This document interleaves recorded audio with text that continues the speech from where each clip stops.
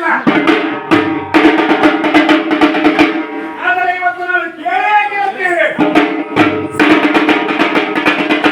ನಾನು ಕೇಳಿದ್ದನ್ನು ನೀನು ನಡೆಸಿಕೊಳ್ಳಲೇಬೇಕು. ಜಗನ್ಮಾತೆಯಾದ ಪಾರ್ವತಿ, ಎಷ್ಟೋ ದಿವಸಗಳ ಕಾಲ ನಿನ್ನನ್ನು ಬಿಟ್ಟು ಅಗಲಿದ ನಂತರ, ದಿನಗಳಾದ ನಂತರ ನಿನ್ನನ್ನು ನೋಡಿ ಹೋಗ್ತಂದೆ. ನಿನ್ನ ಮೇಲಿರುವ ಪ್ರೀತಿಗೆ ನಾನು ಬೇಕಾದ್ದನ್ನು ಮಾಡಬಲ್ಲೆ. ಆದರೆ ಇಷ್ಟೊತ್ತು ಹೇಳಿದೆಲ್ಲ ಏನು ಮಾಡಲಿಲ್ಲವೆಂದು.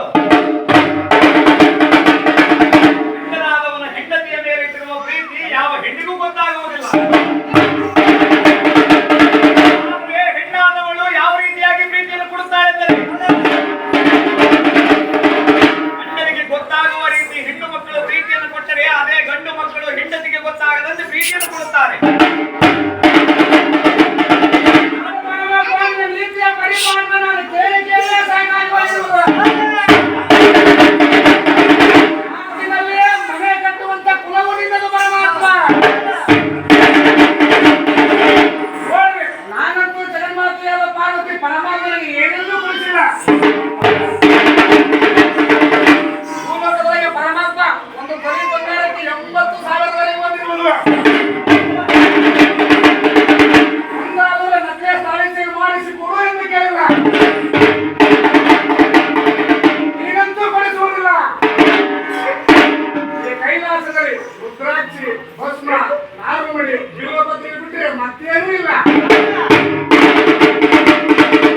ಜಗನ್ಮಾತೆಯಾದ ಪಾರ್ವತಿ, ಇದು ವೈಕುಂಠವಲ್ಲ, ಇದು ಕೈಲಾಸ.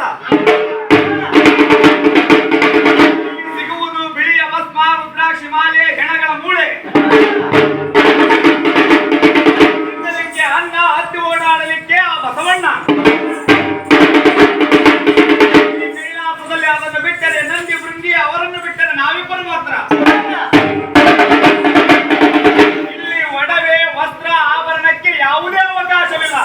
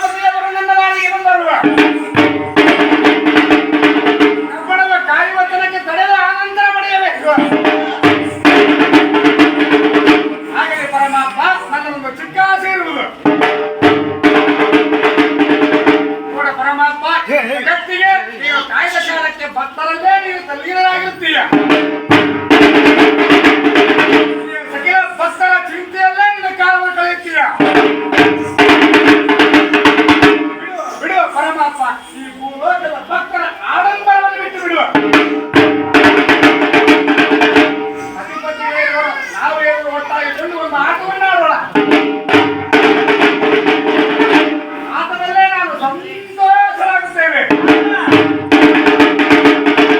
ನಾನೆಲ್ಲೋ ಪಾರ್ವತಿ ವಜ್ರ ವೈಡೂರ್ಯ ಹಣವನ್ನು ಕೇಳುತ್ತಾಳೆ ಎಂದುಕೊಂಡಿದ್ದೆ. ಆದರೆ ಪಾರ್ವತಿ ಕೇವಲ ಆಟವನ್ನು ಆಡುವ ಮಾತು ಕೇಳುತ್ತಿದ್ದಾಳೆ. ಹಾಗಾಗಿ ಎಷ್ಟು ವರ್ಷವಾದರೂ ನನ್ನನ್ನು ನೀನು ಅರ್ಥವೇ ಮಾಡಿಕೊಂಡಿಲ್ಲ ಮದುವೆಯವ. ಜಗನ್ಮಾತೆಯಾದ ಪಾರ್ವತಿ ಹೆಣ್ಣಿನ ಮೂಲವನ್ನಾಗಲಿ, ನದಿಯ ಮೂಲವನ್ನಾಗಲಿ, ಋಷಿಯ ಮೂಲವನ್ನಾಗಲಿ ಯಾರೂ ಗೊತ್ತಿರಿಯಲಾಗುವುದಿಲ್ಲ.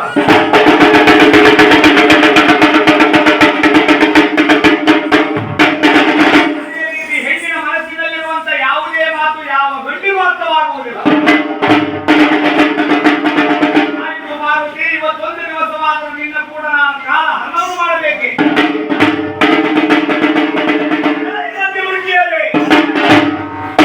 ನಾನು ಇಂದಿನ ದಿವಸ ಭೂಲೋಕಕ್ಕೆ ಹೋಗುವುದಿಲ್ಲ.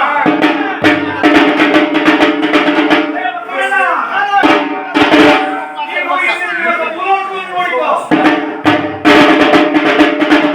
ಭೂಲೋಕದಲ್ಲಿ ಸಕಲ 84 ಲಕ್ಷ ಜೀವರಾಶಿಗಳಿಗೂ ಅನ್ನ ಪ್ರಸಾದವನ್ನು ನೀಡಿ ಸಲುವಿ ಸಹಕರಣೆಯನ್ನು ಮಾಡುವಂತ ಕಾಯಕ ನಿನ್ನದು.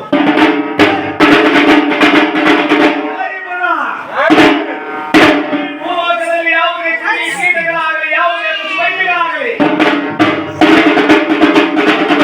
ಯಾವುದಕ್ಕೂ ಒಂದಿಷ್ಟು ಕೂಡ ತಪ್ಪುತ್ತಾಗಿದೆ. ಯಾವ ಕಷ್ಟ ನಷ್ಟಗಳು ಬಂದರೂ ಸಹಿತ ಅದನ್ನು ಸಾಕಿ ಸಹಕರಣೆಯನ್ನು ಮಾಡುವಂತ ಕಾಯಕ ನಿನ್ನದು. ಒಳ್ಳೆಯರಿಗೆ ಮತ್ತು ಹುಂಗಿಗೆ ಪಡೆದುಕೊಟ್ಟು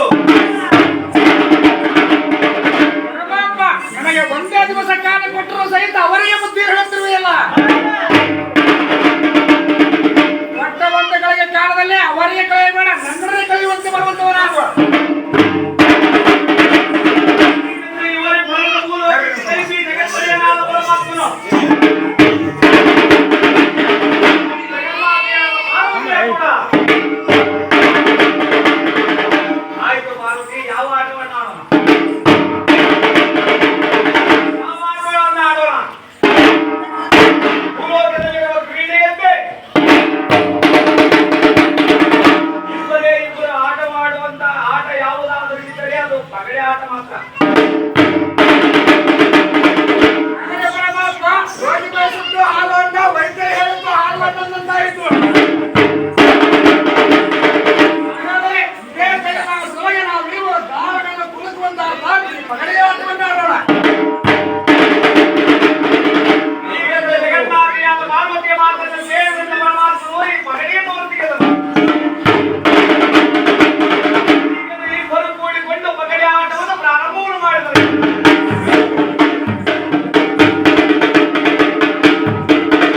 ಕೂಡ ಪರಮಾತ್ಮ ಆಟವಾಡುತ್ತಿರುವ ಕಾಲಕ್ಕೆ ಯಾವುದೇ ಮೋಸವನ್ನು ಮಾಡಬಾರದು. ಪರಮಾತ್ಮ ಆಟವಾಡುತ್ತಿರುವ ಕಾಲಕ್ಕೆ ಯಾವುದೇ ಮೋಸ ವಂಚನೆಯಿಲ್ಲದೆ ಆಡಬೇಕು. ಮೋಸ ಮಾಡಿದವರಿಗೆ ಶಿಕ್ಷೆಯನ್ನು ನೀಡುವವನೇ ನಾನು, ನನಗೆ ಹೇಳಲೇ ಪಾರ್ವತಿ. ಪರಮಾತ್ಮ ನೀನು ಅಷ್ಟು ಸುಲಭದ ಪುರುಷನಲ್ಲ. ಆದರೆ ಸಹಿತ ಯಾವುದೇ ಮೋಸವಿಲ್ಲದೆ ಆಟ ಆಡುವಂತವರಾಗುವ. ಆಟದ ಆಟವನ್ನು ನೀವೇ ಮೊದಲು ಪ್ರಾರಂಭ ಮಾಡುವಂತವರಾಗುವ. ಆಗ ಪರಮಾತ್ಮನು ಪಾರ್ವತಿಯ ಮಾತನ್ನು ಕೇಳಿ ಪಗಡೆ ಆಟವನ್ನು ನಾನೇ ಮೊದಲೇ ಪ್ರಾರಂಭ ಮಾಡಬೇಕೆಂದು ಹಾಕಿದ ಕ್ಷಣವೇ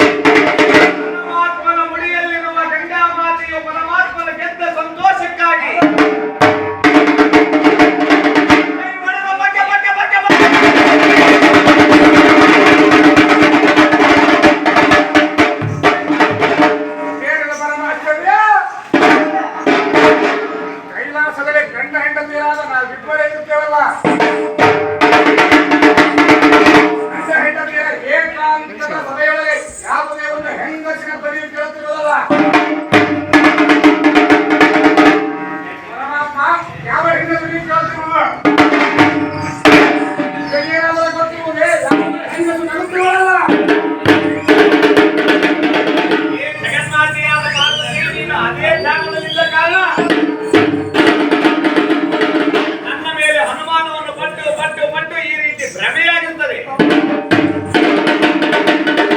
ಏನೇ ಮಾಡಿದೆ ಪರಮಾತ್ಮ ಈ ಕಾಲಕ್ಕೆ ನಿನ್ನನ್ನು ನಂಬುತ್ತೀರ?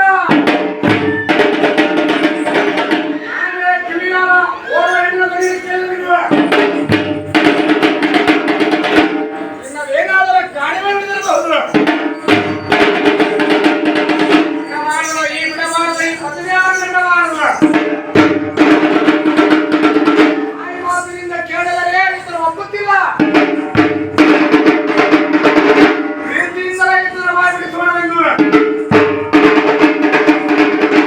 ನೋಡು ಪರಮಾತ್ಮ, ಈ ಕೇಸರಾಶಿಗಳನ್ನು ನೋಡು. ನೋಡು ಪರಮಾತ್ಮ, ಈ ಕೇಸರಾಶಿಗಳನ್ನು ನೋಡು. ಮಾಡಿ ಎಷ್ಟೋ ವರ್ಷವಾಗಿರುವುದು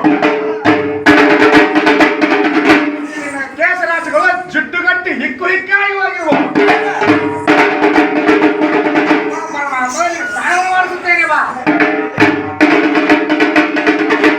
ಜಗದರಿಯನಾದ ಪರಮಾತ್ಮನು ಸ್ನಾನವನ್ನು ಮಾಡಿಸುತ್ತೆ. ಗಡಿಯಲ್ಲಿರುವ ಗಂಗಾಮಾತೆಯು ಕಾಣುತ್ತಾಳೆ. ಮಾಡುವುದು ಸತಿಯ ಕೂಡ ಸತ್ಯವನ್ನು ಒಪ್ಪಿಕೊಳ್ಳುವುದೇ ಸರಿ ಎಂದು ಗೊತ್ತಿಲ್ಲವೇ?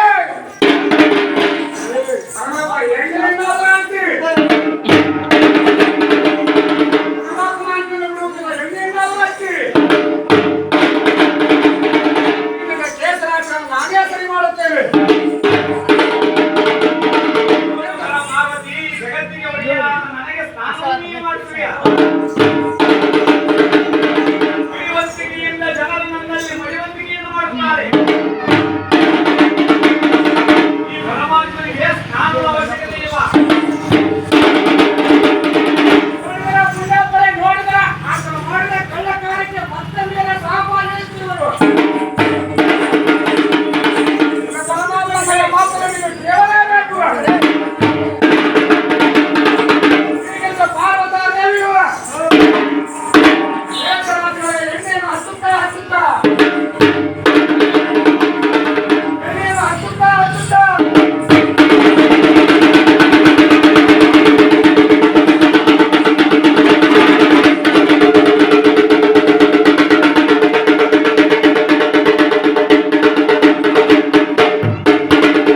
ಎಣ್ಣೆಯನ್ನು ಹಚ್ಚುತ್ತಾ ಕೇಸರಾಶಿಗಳನ್ನು ಬಿಚ್ಚುತ್ತಾ ತೇಳುತ್ತಾ ಕಂಡಳು ಗಂಗೆ. ಗಂಗೆ ಗಂಗೆಯ ಜಗನ್ನಾಥಿಯಾದ ಪಾರ್ವತಿ, ತಾಳು ತಾಳು. ಅವಳನ್ನು ಯಾರನ್ನು ಸೇರಿಸುತ್ತಿರುವೆ? ಹಿಂದಕ್ಕೆ ಭಗೀರಥ ಮಹಾರಾಜನು ನನ್ನ ತಂದೆ ತಾಯಿಗಳ ದರ್ಪಣವನ್ನು ನೀರಿಗೆ ಬಿಡುವ ಸಮಯದಲ್ಲಿ ಭೂಮಿಯ ಮೇಲೆ ನೀರಿಲ್ಲವೆಂದು ಗಂಗಾಮಾತೆಯನ್ನು ಬಿಟ್ಟು ತಪಸ್ಸನ್ನು ಮಾಡುವಾಗ ಗಂಗಾಮಾತೆಯು ಬೋರ್ಕೃತವಾಗಿ ನಿಂತಿದ್ದಳು.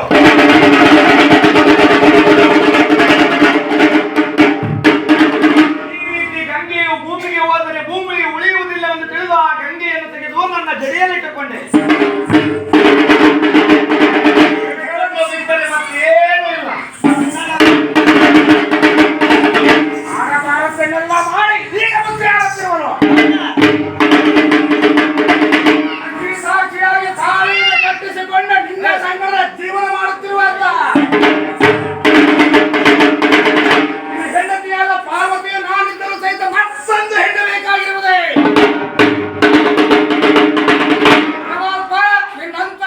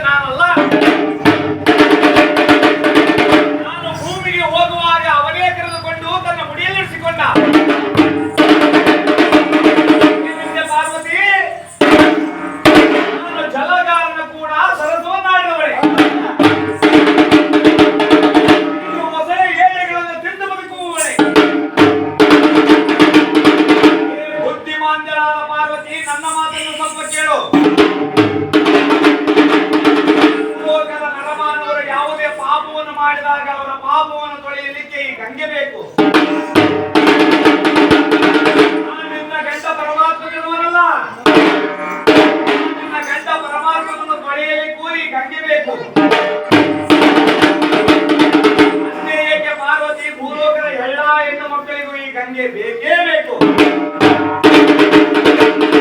ಗಂಗೆ ಇಲ್ಲದೆ ನೀನಿಲ್ಲ, ನೀನಿಲ್ಲದೆ ಈ ಜಗತ್ತಿಲ್ಲ. ನನಗಿಂತ ದೊಡ್ಡವಳಲ್ಲ ಎಂದು ಬರೆಯುತ್ತಿರುವೆಯಲ್ಲ.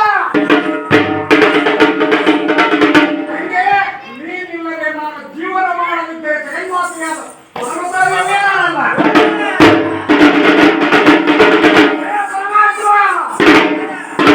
ಮಾಡಬಾರದನ್ನೆಲ್ಲ ಮಾಡಿ ಸುಮ್ಮನೆ ಕುಳಿತುಕೊಂಡಿರುವ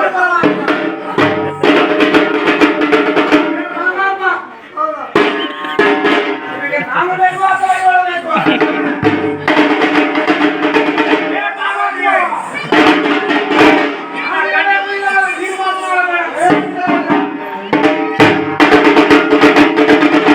ಕಣ್ಣು ಮಂಜಾಗಿರುವ ಕಾರಣ ಪರಮಾತ್ಮ ಇಲ್ಲಿ ಕಾಣುತ್ತದೆ.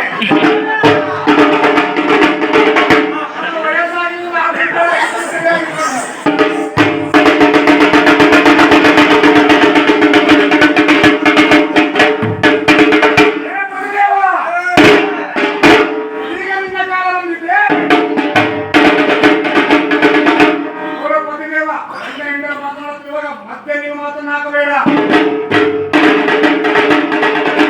ಪರಮಾತ್ಮ ಆಕೆಗೆ ಸಾಕ್ಷಿಯಾಗಿ ತಾಳೆ ಕಟ್ಟಿಸಿಕೊಂಡು ಇವರೆಲ್ಲರ ಸಾಕ್ಷಿಯಾಗಿ ಮದುವೆಯಾಗಿದ್ದರೆ ನಾನೇ ಇಲ್ಲಿರಬೇಕು. ಯಾವ ಕಾಲಕ್ಕೂ ಈ ಗಂಗಾವತಿಗೆ ಬೇಡ. ಈಗಲೇ ಕಳಿಸುವಂತವಳಲ್ಲ ಆ ಗಂಗೆಯಿಂದ. ಪರಮಾತ್ಮ ನೀನೇ ನಿಜವನ್ನು ಹೇಳ. ನಾನೇನಾದರೂ ನಿನ್ನ ರೂಪ ರೂಪಲಾವಣ್ಯಕ್ಕೆ ಮೆಚ್ಚಿ ನಾನು ನಿನ್ನ ಕೂಡ ಬಂದನೆ. ಅವತ್ತು ನೀನೇ ತಾಳೆ ಬೆಳೆದು ಉಳಿಯಿಟ್ಟುಕೊಂಡಿದ್ದು. ಮಾತಿಗೆ ಹೋಲಿಕೆಯನ್ನು ನಾಟಿಗೆ ಬರುವುದಿಲ್ಲವೇ? ನನಗೇನು ಕಡಿಮೆಯಾಗಿತ್ತು ಪರಮಾತ್ಮ? ಅಂದವಾಗಿಲ್ಲವೇ, ಚಂದವಾಗಿಲ್ಲವೇ, ರೂಪವಂತಿಯಾಗಿಲ್ಲವೇ, ಗುಣವಂತಿಯಾಗಿಲ್ಲವೇ, ಸಿರಿವಂತಿಯಾಗಿಲ್ಲವೇ? ಎಲ್ಲ ಇದ್ದರೂ ಸಹಿತ ಮಕ್ಕಳಿಗೆ ಅವಳಂತೆ ಕಾಣಬೇಕಲ್ಲ. ನಮಗೆ ಪರಮಾತ್ಮ ಹಾಸ್ಯವಲ್ಲ. ಅದರ ಕೈಲಾಸವನ್ನು ಬಿಡಿಸವಳ ಮೂಲಕ್ಕೆ ಅಟ್ಟುವಂತವನಾಗುವ ಈ ಪರಮಾತ್ಮ ನನಗಾದರೂ ಉತ್ತರವನ್ನು ಕೊಡು, ಅವಳಿಗಾದರೂ ಉತ್ತರವನ್ನು ಕೊಡು. ಮಾಡಬಾರದ್ದೆಲ್ಲ ಮಾಡಿ ಸುಮ್ಮನೆ ಕುಳಿತುಕೊಳ್ಳಬೇಡ, ಮಾತನಾಡುವ. ಇದೆಲ್ಲ ಅನಿಸಿಕೊಂಡರೂ ಈ ಪರಮಾತ್ಮ ಮಾತನಾಡುವ. ಹಾಗೆ ಗಂಗಾಮಾತೆಯು ಈ ಪಾರ್ವತಿಯ ಮಾತನ್ನು ಕೇಳಿ, ಗಂಗೆ ಎಂದರೆ ನೀರಿಲ್ಲದೆ ಯಾವ ಒಂದು ಜೀವರಾಶಿಯು ಉಳಿಯಲಿಕ್ಕೆ ಸಾಧ್ಯವಿಲ್ಲ. ಒಂದೊತ್ತಿನ ಊಟವನ್ನಾದರೂ ಬಿಟ್ಟಿರಬಹುದು, ನೀರಿಲ್ಲದೆ ಇರಲಿಕ್ಕಾಗುವುದಿಲ್ಲ. ಹಾಗಾದರೆ ಈ ಪಾರ್ವತಿಗೆ ನಾನು ತಚ್ಚ ಪಾಠವನ್ನು ಕಲಿಸಬೇಕೆಂದು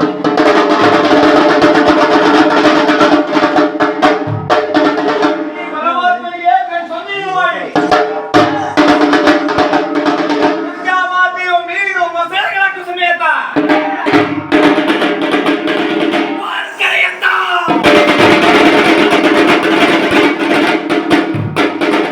ಈ ಕೈಲಾಸವನ್ನು ಬಿಟ್ಟವಳಾಗಿ ಕರೆಯುತ್ತ ಭೂಮಿಯ ಕಡೆಗೆ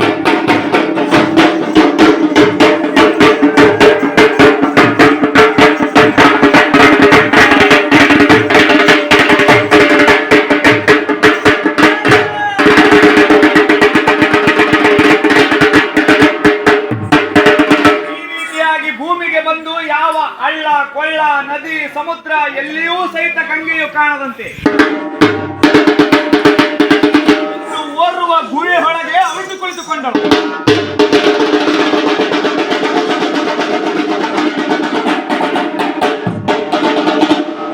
ಓಡಿ ಹೋದಳ ಗಂಗೆ ಕೈಲಾಸದಲ್ಲಿ ನನ್ನನ್ನು ಬಿಟ್ಟರೆ ಮತ್ತೊಬ್ಬ ಬಂದರೆ ನಾನು ಬಿಟ್ಟೇನೆ. ಯಾವ ಕಾಲಕ್ಕೂ ಬಿಡಲಾರೆ. ಈಗ ನನ್ನ ಪತಿದೇವನಾದ ಪರಮಾತ್ಮ ಏಕಾಂಗಿಯಲ್ಲ. ಹೇ ಪರಮಾತ್ಮ, ಆ ಪರಮಾತ್ಮ ಸತಿಪತಿಗಳಿರುವರೆ ಮುಂದೆ ಬರ್ರಿ ಸಾಕ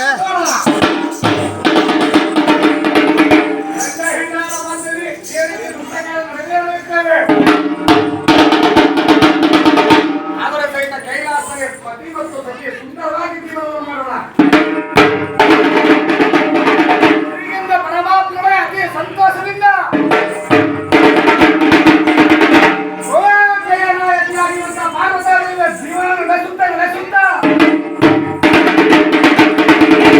ನೋಡಿ ಈ ಕಾಲಚಕ್ರವನ್ನು ತೊಡೆಗಟ್ಟಲಿಕ್ಕೆ ಯಾರಿಂದಲೂ ಸಾಧ್ಯವಿಲ್ಲ. ಕಾಲಚಕ್ರ ತಿರುಗುತ್ತಲೇ ಇರುವುದು, ಚಕ್ರ ತಿರುಗುತ್ತಲೇ ಇರುವುದು, ಯಾವ ಕಾಲಕ್ಕೂ ನಿಲ್ಲಿಸಲು ಸಾಧ್ಯವಿಲ್ಲ. ಅದಕ್ಕೋಸ್ಕರವಾಗಿ ಸಕಲ ಭೂಲೋಕದ ಹೆಣ್ಣು ಮಕ್ಕಳ ಋತುಚಕ್ರವು ತಿರುಗುವಂತೆ ಸರಿಯಾಗಿ ಒಂದು ತಿಂಗಳ ತುಂಬಿದ ಬಳಿಕ ಭೂಲೋಕದ ನಾಡೇಶ್ವರ ಮಣಿಯರೆಲ್ಲರೂ ಸೂತಕವಾಗುವಂತೆ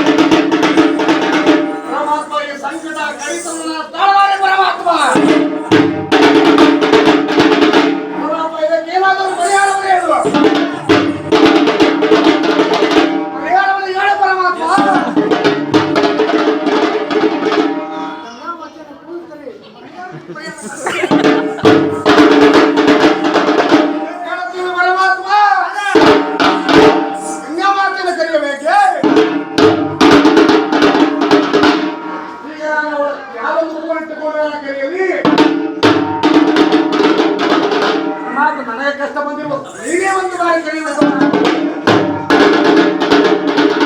ಹೇಗೆ ಪರಮಾತ್ಮ ನಿನಗೆ ಕರೆಯುವುದಿಲ್ಲವೇ?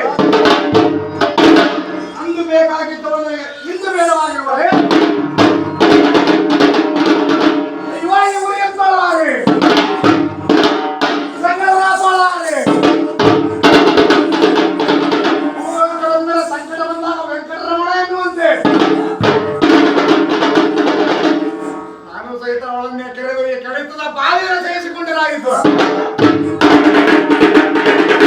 ಸಿಟ್ಟಿನಿಂದ ಕೋಪದಿಂದ ಕೆರೆದರೆ ಗಂಗಾಮಾತೆ ಬರುವುದಿಲ್ಲ. ಕೋಪದಿಂದ ಅವಳನ್ನು ಕೆರೆದರೆ ಅವಳು ಬರುವುದಿಲ್ಲ. ಮಾಡಿ ಅವಳ ಕೆರೆಸೋಣ. ಪ್ರಕಾರವಾಗಿ ಕಡಿತವನ್ನು ತಾಳಲಾರವೇ ಅವೇ ಯಾವ ಪಾರ್ವತ ದೇವಿಯು ಅಕ್ಕರೆಯಿಂದಲೇ ಗಂಗಿ ಏ ಸಹೋದರಿಯಾದ ಗಂಗಿ ಏ ಅಕ್ಕವ್ವ ಗಂಗಿ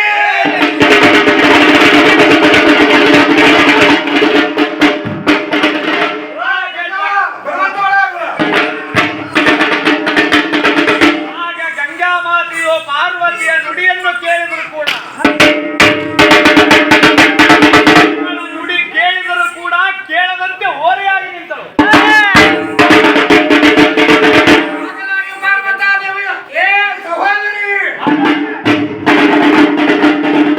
ಕೈಲಾಸದಿಂದ ಭೂಮಿಗೆ ಕೇಳುವಂತೆ ಸಹೋದರಿ ನಾನೇನಾದರೂ ತಪ್ಪು ಮಾಡಿದರೆ ಕ್ಷಮೆಯನ್ನಿಟ್ಟು ಕೈಲಾಸಕ್ಕೆ ಬರುವಂತವಳಾಗೋ ತಂಗಿ.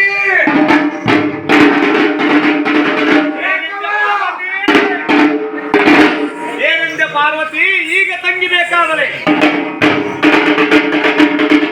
ಈಗ ಈ ಗಂಗೆ ಬೇಕಾದರೆ, ಅವತ್ತು ಕೈಲಾಸದಲ್ಲಿ ಏನ್ ಹೇಳಿದ್ದೆ? ನೀನು ಮೊಸಳೆಗಳನ್ನು ತಿಂದು ಬದುಕುವವಳೆ,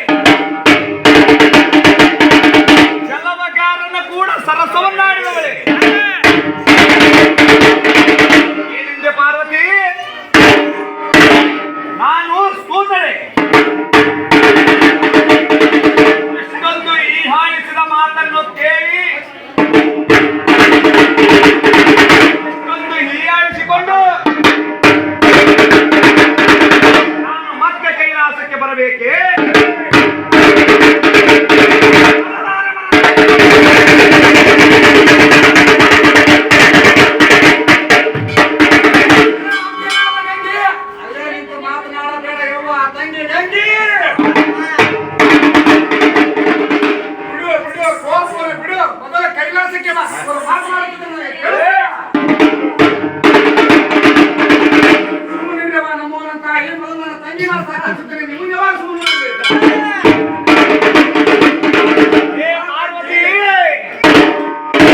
ಮಾತೆಯರಿಗೆ ಮಾತು ಗೊತ್ತಲ್ಲದೆ ಮತ್ತೇನು ಗೊತ್ತಿಲ್ಲ.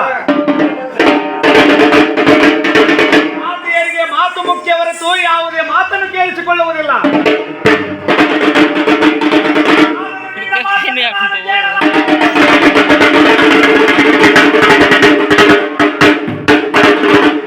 ಅಂದು ನಾನು ಬೇಡವಾಗಿತ್ತು, ಇಂದು ಬೇಕಾಗಿರುವುದೇ?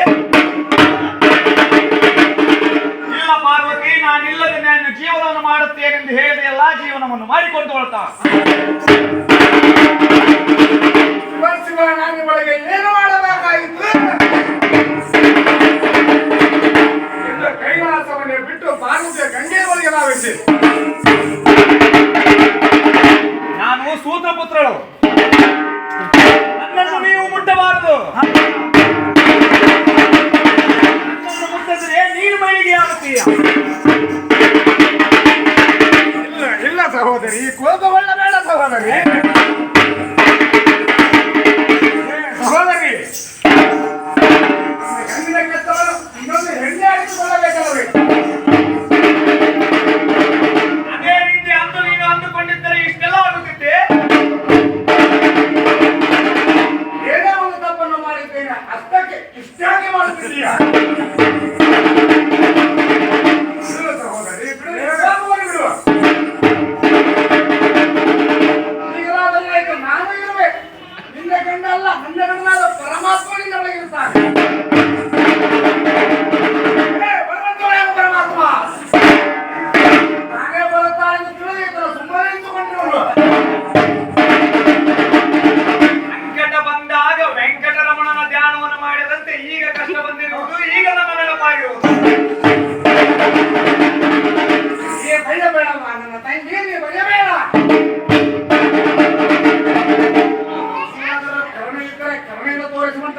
ಏತಕ್ಕೆ ಕೋಪವನ್ನು ಮಾತನಾಡುತ್ತಿರುವೆ? ಒಂದು ಹೆಣ್ಣಿನ ಕಷ್ಟ ಒಂದು ಹೆಣ್ಣೆ ಅರ್ಥ ಮಾಡಿಕೊಳ್ಳಬೇಕೇ ಹೊರತು ಯಾರು ಅರ್ಥ ಮಾಡಿಕೊಳ್ಳುವುದಿಲ್ಲ. ಎಷ್ಟಾದ್ರೂ ಒಂದು ಅಕ್ಕ ಈಗ ಗಂಗಾ ಮಾತೆಯು ಎಷ್ಟಾದ್ರೂ ನನ್ನ ಅಕ್ಕನಿಗೆ ಈಗ ಬುದ್ಧಿ ಬಂದಿರುವುದು. ಈಗೆಂದು ಗಂಗಾ ಮಾತೆಯು ಸವತಿ ವಸ್ತ್ರವನ್ನು ಬಿಟ್ಟು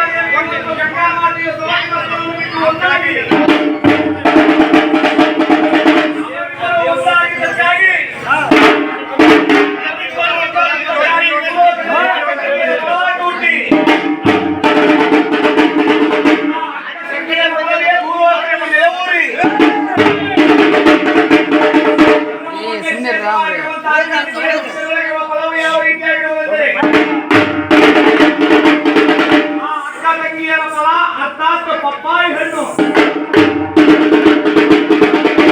ಪಪ್ಪಾಯಿ ಹಣ್ಣು ಯಾವ ರೀತಿಯಾಗಿರುವುದೆಂದರೆ ಜಗನ್ಮಾತೆಯಾದ ಪಾರ್ವತಾದೇವಿಯು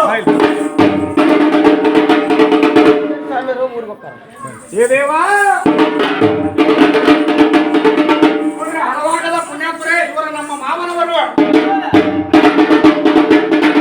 ಇವರಿಗೆ ಸ್ವಾಮಿಯರು ಹೋಗುತ್ತಾರೆ ಇವರಿಗೆ ಸನ್ಮಾನ ಪಡೆಯುವುದಂತೆ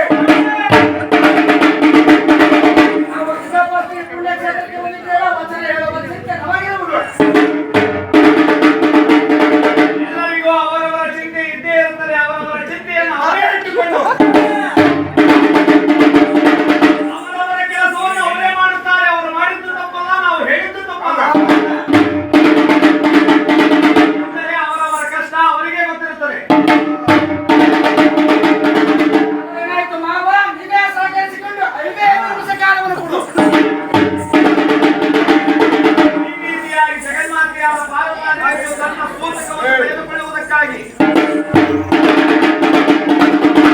ಸೂತಕವನ್ನು ಕಳೆದುಕೊಳ್ಳುವುದಕ್ಕಾಗಿ ಗಂಗಾಮಾತೆ ಇಲ್ಲದಕ್ಕಾಗಿ ಹಾಲಿನಿಂದ ಅಭಿಷೇಕವನ್ನು ಮಾಡಿಕೊಂಡಳು. ಹಾಲಿನಿಂದ ಅಭಿಷೇಕವನ್ನು ಮಾಡಿಕೊಂಡ ಕಾರಣ ಪಪ್ಪಾಯಿ ಹಣ್ಣನ್ನು ಜುಗಿಡಿದರೆ ಹಾಲು ಬರುತ್ತದೆ. ಹಾಲಿನಿಂದ ಸೂತಕ ಹೋಗಲಿಲ್ಲವೆಂದು ಜೇನುತುಪ್ಪದಿಂದ ಸ್ನಾನವನ್ನು ಮಾಡಿದಳು. ಜೇನುತುಪ್ಪದಿಂದ ಸ್ನಾನವನ್ನು ಮಾಡಿದ್ದಕ್ಕಾಗಿ ಪಪ್ಪಾಯಿ ಹಣ್ಣಿನಲ್ಲಿ ಸಿಹಿ ಉತ್ಪತ್ತಿಯಾಗಲಿದೆ. ಜೇನುತುಪ್ಪದ ಸಿಹಿಯನ್ನು ಉಣ್ಣುವುದಕ್ಕಾಗಿ ಪಾರ್ವತಿಯ ಮೈ ಮೇಲೆ ಬದ್ದ ಇರುವೆಗಳು ಮುಚ್ಚಿಕೊಂಡವು. ಆ ಬದ್ದ ಇರುವೆಗಳು ಪಾರ್ವತಾ ದೇವಿಯನ್ನು ಕಡಿಯಲಾರಂಭಿಸಿದವು. ಪಾರ್ವತಿಯ ಮೈ ಮೇಲಿರುವಂತಹ ಬದ್ದ ಇರುವೆ ನೊಣಗಳು ಮಾಯವಾಗಿ ಪಪ್ಪಾಯಿ ಹಣ್ಣಿನೊಳಗೆ ಬೀಜಗಳಾಗಿರುವವು. ಬದ್ದ ಇರುವೆಗಳ ಕಡಿತಕ್ಕೆ ಪಾರ್ವತಿಯ ಮೈಯೆಲ್ಲವೂ ಹಚ್ಚ ಹಸುರಾಯಿತು.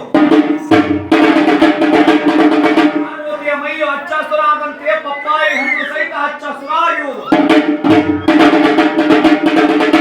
ಪರಮಾತ್ಮ ಮುಂದಕ್ಕೆ ಬಂದ ಎಲೆ ಗಂಗಾ ಮಾತೆ, ಎಲೆ ಪಾರ್ವತಿಯೇ, ಸವತಿ ವಸ್ತ್ರವನ್ನು ಬಿಟ್ಟು ನೀವಿಬ್ಬರು ಒಂದಾಗಿರುವಿರಿ. ಅಕ್ಕ ತಂಗಿಯರು ನೀವು ಒಂದಾದ ಕಾಲಕ್ಕೆ ಭೂಲೋಕದ ಎಲ್ಲಾ ಅಕ್ಕ ಮುದ್ದಾಗಿ ಬಾಳಲಿ ಹೀಗೆಂದು ಆಶೀರ್ವದಿಸಿ ಸಮಯ ಇಲ್ಲದ ಕಾರಣ ಶ್ರೀದೇವಿಯ ಶ್ರೀಪಾದಕ್ಕೆ ಶರಣ ಶರಣ ಶರಣಂದನೆಯರೇ